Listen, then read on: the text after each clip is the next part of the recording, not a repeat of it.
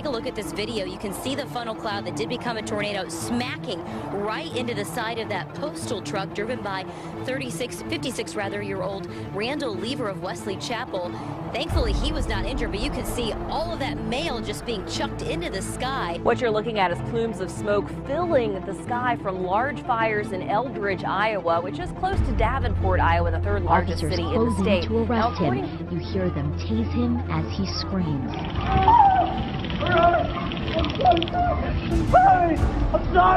As officers try to get Gabaldon into cuffs, it appears one of them hits him over the head with his taser, then elbows him. 却出现了海市蜃楼景观，这个杰比04的大楼呢，矗立在云层当中，引发大家热议。但是当地的民众大多没有看到，网友就质疑说，这会不会是拍到镜面折射出来的效果？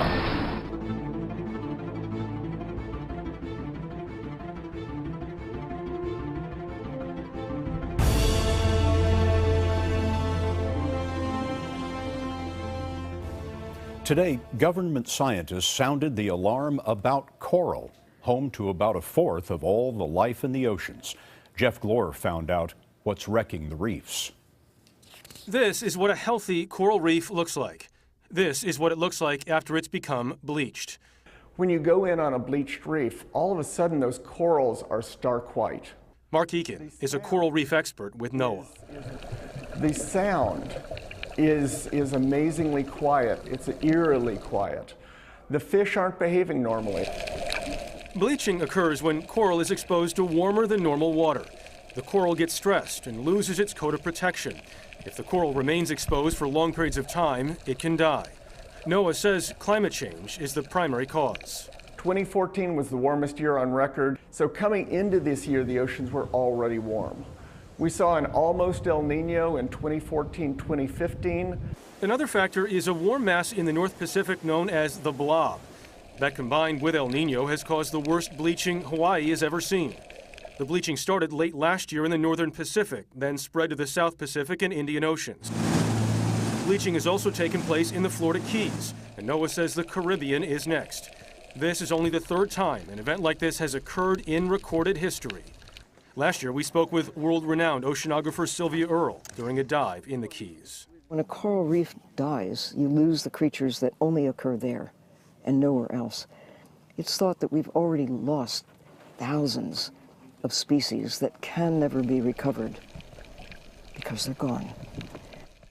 NOAA believes 5% of the world's coral could be lost this year, and Scott, next year is predicted to be even worse. Remarkable. Jeff Glor, thanks very much, Jeff.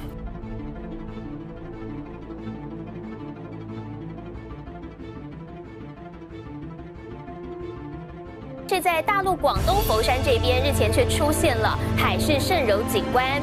这个杰比04的大楼呢，矗立在云层当中，引发大家热议。但是当地的民众大多没有看到，网友就质疑说，这会不会是拍到镜面折射出来的效果？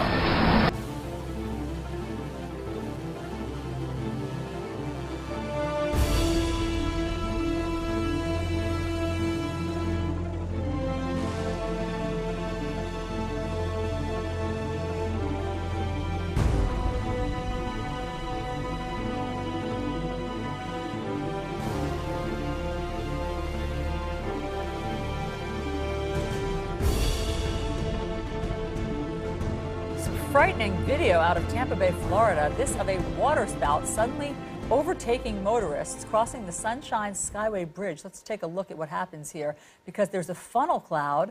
Oh, you can see it right there. It tore through the area and it lifted a big truck off the ground. It knocked it to its side Sunday morning. Perhaps you can see it again because the truck sustained significant, look at that, significant damage. But the driver, we're happy to report, was not harmed. What a terrifying thing to encounter. I know. Can you imagine?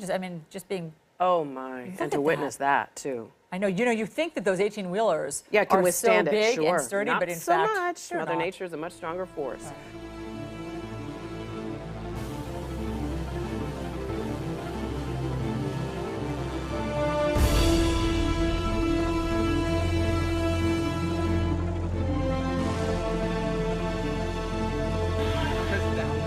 Bleacher seats look like a giant waterfall at Stadium High School in Tacoma, Washington. Look at the rush of water come straight into the football field. Now, student Cody Scholler captured this video on his cell phone. Luckily, he was up in the stands, but wow, so much water coming down. If you look at the reason why, we had a vigorous cold front come through the Seattle-Tacoma area. It did produce a lot of rain in western Washington on Saturday, over 2 inches in some spots, but Tacoma saw an inch 0.35. Keep in mind, even though it stopped raining in this area, there's so much water in the football field. It's going to take a while before things calm down and they can play again.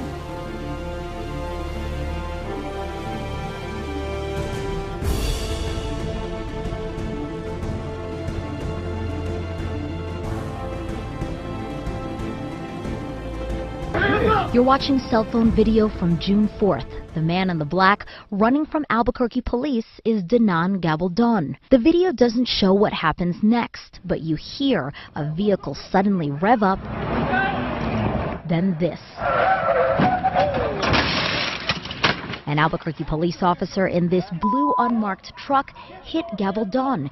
Here's the footage from his camera. You see him behind the wheel when all of a sudden, and only for a split second, you see Gabaldon on the right side of your screen. When you slow down the video, you see Gabaldon's head slam into the truck's hood. Now Gabaldon is on the ground. Officers close in to arrest him. You hear them tase him as he screams.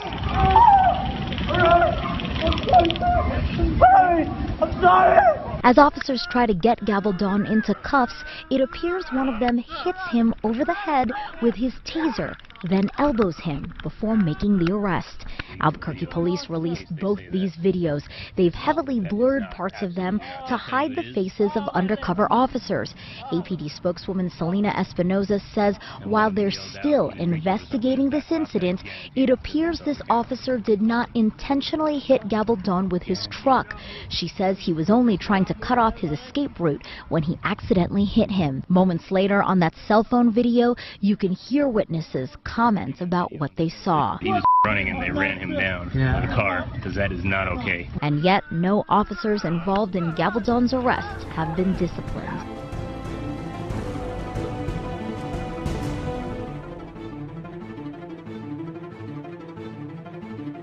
A video out of Prairie View, Texas is raising questions about police use of force there. A councilman is seen getting tased while on his knees with his back to officers. Police say he was resisting arrest.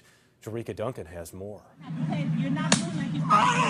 26-year-old Jonathan Miller was on his knees with his hands by his side when he was tased Thursday night by Prairie View, Texas police. Go over there before you go to jail for interfering, man. Before using the taser, police warned the city councilman several times to put his hands behind his back. Okay, he's gonna have to taser. You're not doing like you're. Oh, God! Put your hands behind your back. Put your hands. What the? Hands behind your back. Put your hands behind your back. I live here, man. Officers arrived at the scene to question Miller's fraternity brothers, who were outside Miller's home. Miller came out to ask what was going on. I'm not trying to be combative or anything. Okay, I'm not either. I understand that, and you're coming in at the tail end of it. Like he just told you, everything is okay. They already explained everything to me. But the situation escalated when another officer asked Miller to move away. I'm telling you one more time, man. Go over there before you go to jail. Turn around. I'm not saying nothing. Turn around. Get your hands off me. Turn around. I'm not saying nothing. Miller was arrested and spent the night in jail.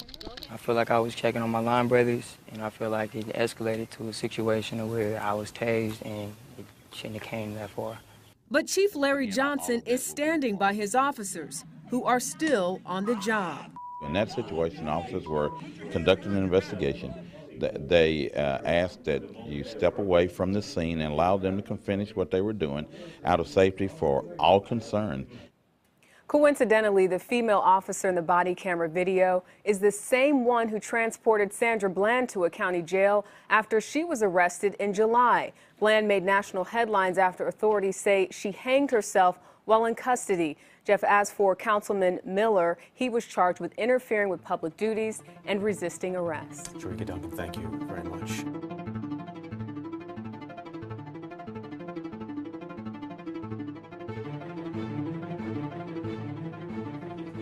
British fighter jets have reportedly been given the green light to shoot down Russian aircraft over Syria. According to senior defense sources, the UK's Tornado aircraft operating in Iraq will be armed with air-to-air missiles that can intercept Russian warplanes.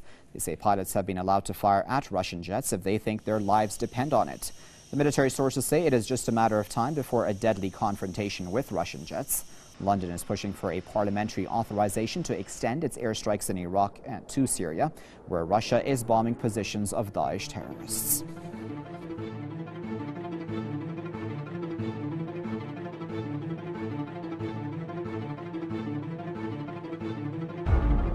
An incredible scene in India. This is a lake right in the middle of a crowded city.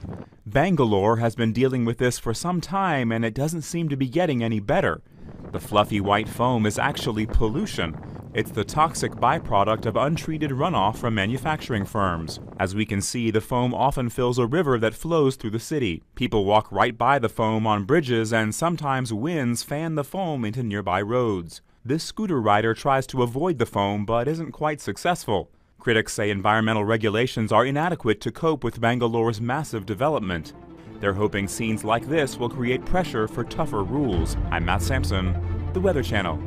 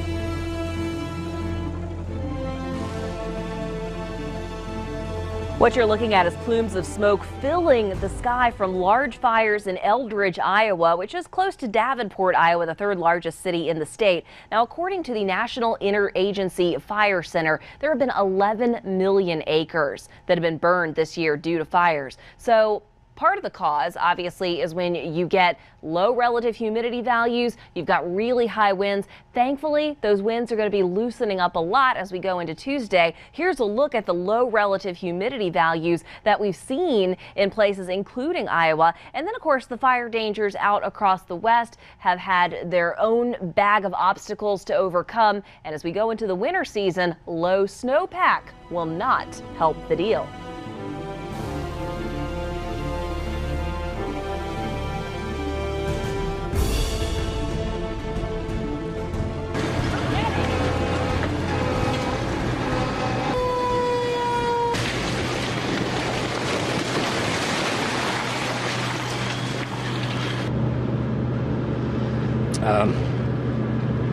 It's difficult when you live with somebody for 24 hours a day, and you're laughing and joking 1 minute, and then something like this happens in the line of duty. And what is good for their families to remember is that they did not die in vain. They saved 2 civilians, carried them out of the second floor on ladders before the wall collapsed.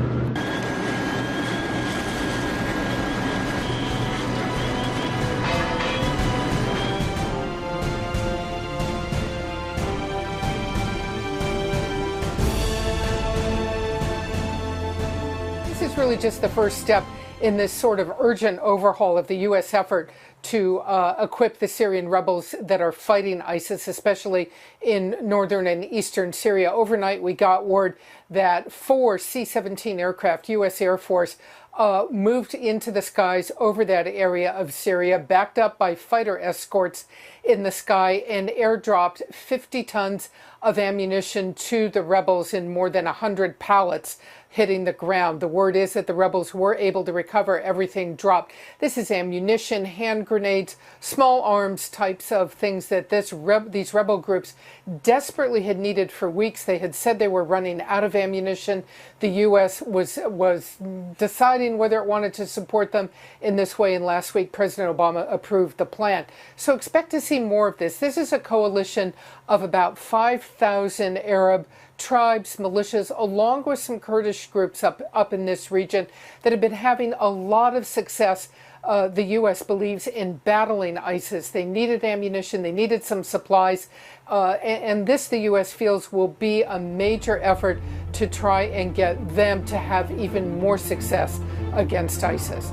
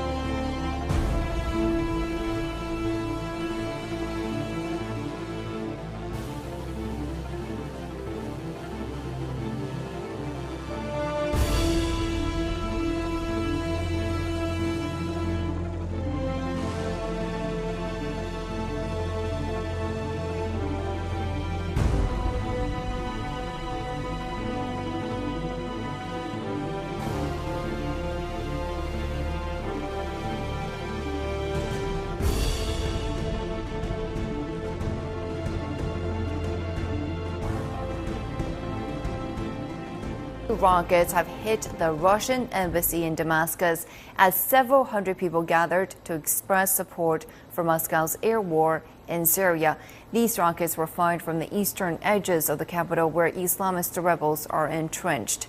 In the meantime, the Russian Defense Ministry said Monday that its warplanes launched 55 airstrikes during the previous 24 hours, hitting 53 Islamist State targets in Syria. They claim their hits include a massive transfer station and an ammunition depot in Selma, which is in the northwestern part of the country. Now, the Russian military said ISIL militants have suffered a heavy blow and are now hiding in residential areas. The military says that the air raids by Russia are being conducted based on data collected by Russia, Syria, Iraq, and Iran, who together established an information sharing center with high accuracy equipment. In the meantime, the Syrian ambassador to Russia said nearly 40% of ISIL's infrastructure has been deployed in Russian airstrikes.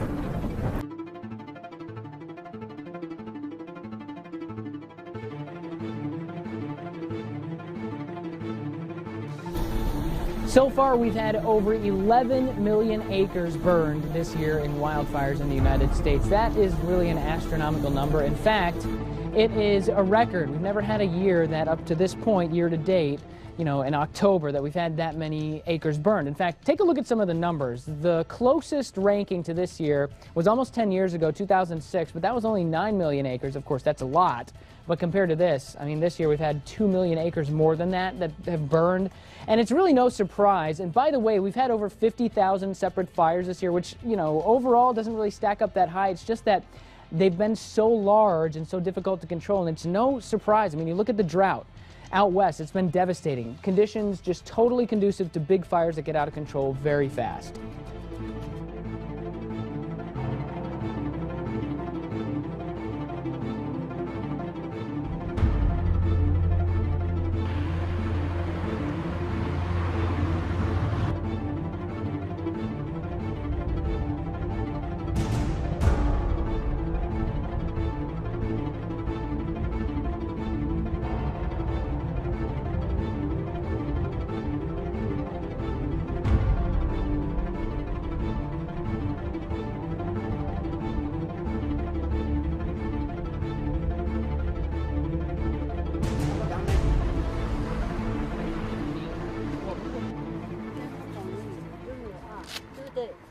以前都是听到一些传说嘛，但没想到这么幸运能真正的看到这个东西啊，确实非常激动，非常兴奋啊！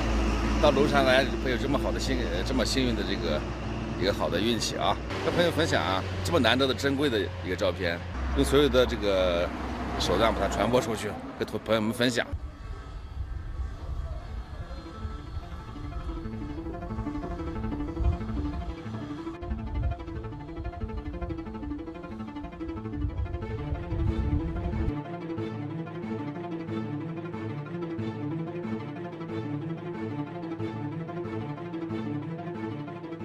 This broadcast aired the footage of long tunnels, saying that these missiles were on launch pads and ready to be fired in case of an attack on the country.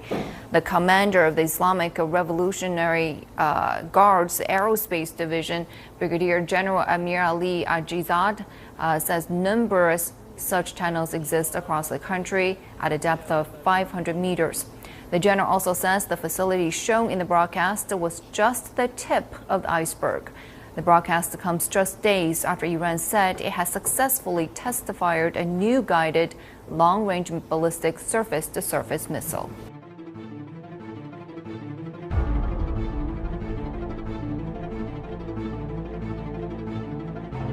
Pope Francis has, in a rare move, asked for forgiveness on behalf of the Catholic Church for a series of scandals that have recently hit Rome and the Vatican.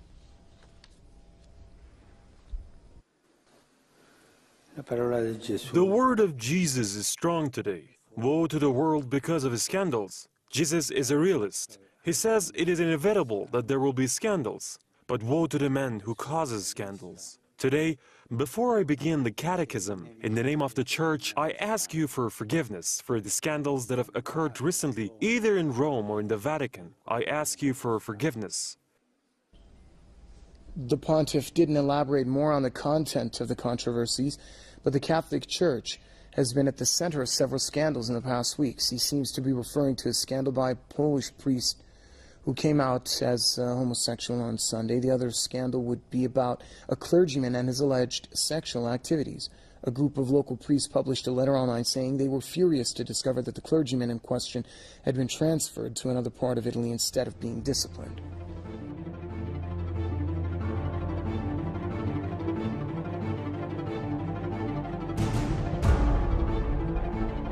Israeli police say a 70-year-old Israeli woman was stabbed outside Jerusalem's main bus station.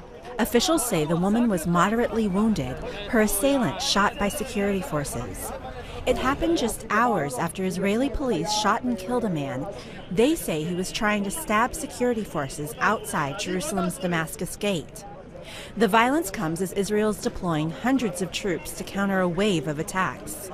There are more than 300 soldiers that are working under the command of the Israeli National Police in order to heighten security. And at the same time, there's a possibility that there will be different roadblocks that will be set up in and around the different Israeli Arab neighborhoods.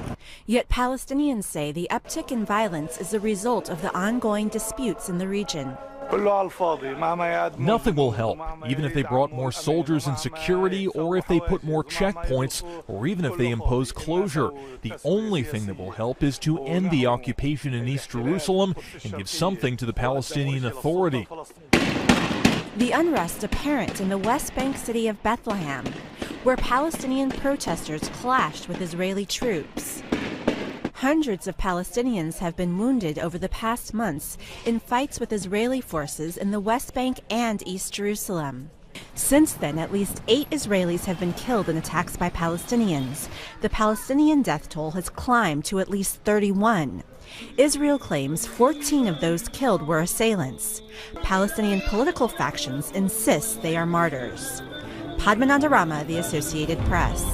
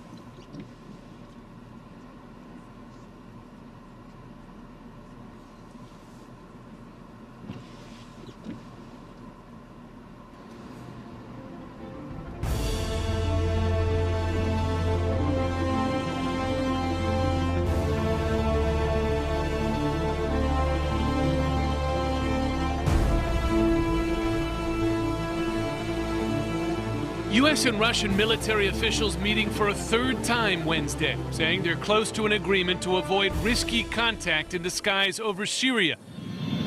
But their warplanes are already coming dangerously close.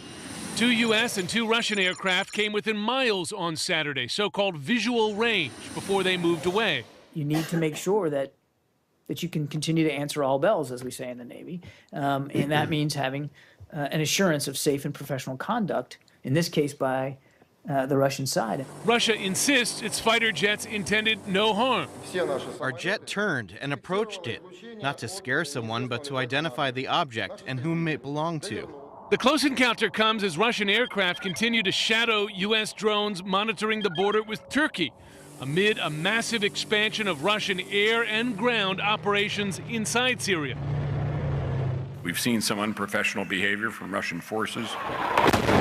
Defense Secretary Ash Carter calls Russia's actions in Syria a mistake, saying that of the 80 airstrikes the Russians have conducted so far, only a fraction have struck ISIS targets. Russia has chosen to double down on their long-standing relationship with Assad, committing additional military hardware, capabilities, and personnel. We have not, for our part, and will not, agree to cooperate with Russia as long as they continue to pursue a misguided strategy. Relations with Moscow made more tense with a new Dutch investigation concluding it was a Russian-made and supplied missile system that shot down the Malaysian passenger jet MH17 over Ukraine last July.